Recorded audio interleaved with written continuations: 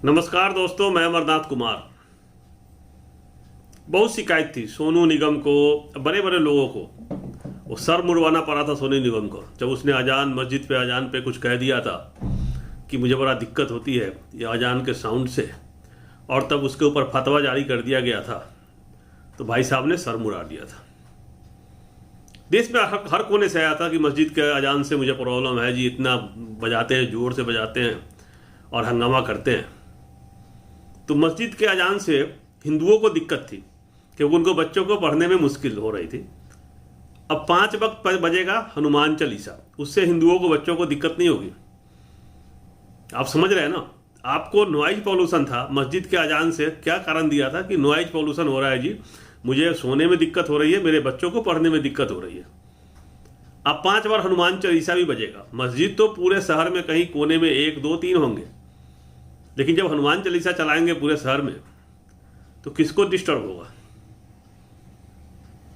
आपके बच्चों को, आपके दलित पिछड़ों की बात कर रहा हूं, जिसके लिए पहले से स्कूल नहीं है, जो पढ़ना चाहते हैं उनको डिस्टर्ब होगा। झंडा लेके आगे बढ़ने के लिए दलित पिछड़ा, मार खाने के लिए दलित पिछड़ा। देखी तो रहे क्या हो रहा है, जहां भी भीड़ भाड़ है वहां सब क्या चल रहा है। ऊपर से अब नॉइज पॉल्यूशन झेलिए, माइक में हॉर्न में सुनिए आवाज़ लाउड स्पीकर में, और लोगों के नज़र में भी गिरी है। लोग भी पहचान रहे हैं कि कौन क्या कर रहा है। देश में इतनी गरीबी है कि 500 रुपया लेके कोई भी चला जाता है झंडा उठाने के लिए, जय श्री राम के नारे लगाने के लिए, मुस्लिमों को गाली देने के लिए। तो यही दिन रह गया। क्या किसी नेता के बेटा को देखा है झंडा लेके जाते हुए, जय श्री राम के नारा लगाते हुए? किसी भी नेता का एक का बता दो, किसी एक नेता का। बड़े बड़े दिग्गज नेता है इस देश में, किसी एक नेता के बेटा के बारे में बता दो जिसने झंडा लेके जय श्री राम के नारा लगाया हो, किसी मस्जिद पे चढ़ के झंडा लगाया हो भगवा, और जाके बाबरी मस्जिद के ऊपर चढ़ के बाबरी मस्जिद को ढाया हो। बता दो, इतिहास निकाल के देख लो। और तोड़ने वाले में भी आडवाणी नहीं थे। उन्होंने भाषण दिया होगा, जब कुछ किया होगा, सब बच गए। जितने भी ढाने वाले थे कोई वहां खुद नहीं थे मौजूद, उनकी भाषण थी, वो नहीं थे। भीड़ ने तोड़ा था, और तोड़ने वाले भी यही थे, दलित पिछड़े। ये भी ध्यान रखिएगा। तो आप सबको यूज करके, आप सबका सहारा लेके इस देश पे कब्जा किया गया है, और आप सबका ही अधिकार छीन लिया गया। बाबा साहब अंबेडकर को गाली दिया जा रहा है, उनकी मूर्ति तोड़ी जा रही है।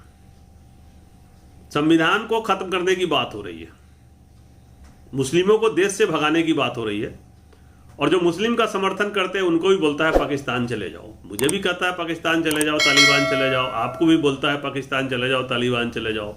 टुकड़े टुकड़े गैंग बोलता है, बहुत कुछ बोलता है, माओइस्ट बोलता है, लेफ्टी बोलता है, बहुत कुछ बोलता है ना। तो सोच समझ के काम करना चाहिए, देखना चाहिए, दुश्मन को पहचानना चाहिए। इस देश में ब्राह्मण, क्षत्रिय, वैश्य 3 लोगों ने मिलकर बीजेपी के साथ पार्टी बढ़ा के बीजेपी को आगे बढ़ाया गया। अब यूपी में ब्राह्मणों की हत्या हो रही है, और इन्हीं ब्राह्मण लोगों ने कहा था कि ब्रह्म हत्या होती है, ब्राह्मण को मारने से ब्रह्म हत्या, ब्रह्म पाप लगता है। एक ही परिवार के 5 ब्राह्मणों की हत्या हुई है, तिवारी जी की। तो ये ब्रह्म हत्या किसने किया? अब पाप नहीं लगेगा। और जो गुप्ता, जो आप देखे होंगे रॉड से पीटते हुए बेचारे को, जिसकी बॉडी मिली है, उसको भी मार दिया गया, तो गुप्ता को भी मार दिया गया। तो जिस यूपी में हिंदुओं का राजा बैठा हुआ है और उसी के वोट से ब्राह्मण, क्षत्रिय और वैश्य के वोटों से जीता हुआ है, तो ब्राह्मण की हत्या हो रही है, गुप्ता का भी हत्या हो रहा है। और करने वाले कौन है? दुबे जी कर रहे हैं गुप्ता जी की हत्या। और तिवारी जी की हत्या किसने किया पता नहीं, वो आएगा, खुल के आएगा। तो चल क्या रहा है? वर्चस्व की लड़ाई है। कोई जातिवाद पार्टी नहीं, अब कहेंगे हम इसको कि जातियों की पार्टी थी ब्राह्मण क्षत्रिय, बस ये नहीं रहा। वर्चस्व की लड़ाई है। कुछ लोगों ने पार्टी बना लिया, सत्ता में बने रहना है, लूटना है, कमीशन खाना है, शराब की स्मगलिंग करनी है, यही सब चल रहा है। अभी भी नहीं समझे, और इनके इशारों को नहीं समझे कि क्या चाह रहे हैं, देश को कैसे बांट के बर्बाद कर रहे हैं, लूट रहे हैं, तो कुछ भी नहीं बचेगा। अभी तो कुछ बचा भी नहीं है, और भी कुछ नहीं बचेगा, और बुरा हाल होगा। आप इनके जो गलत इरादे हैं उसको पहचानें।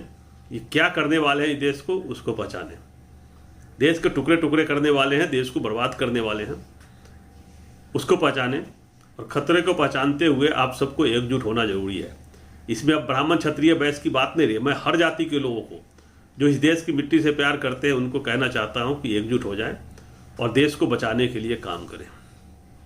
गलत लोगों को पहचानें, उनके इरादों को उजागर करें, साथ मिलकर काम करें, तभी देश बचेगा। वीडियो शेयर करें, चैनल सब्सक्राइब करें, बेल आइकन प्रेस करके रखें जिससे आने वाले वीडियो का अपडेट मिलता रहे। जय हिंद, जय भारत।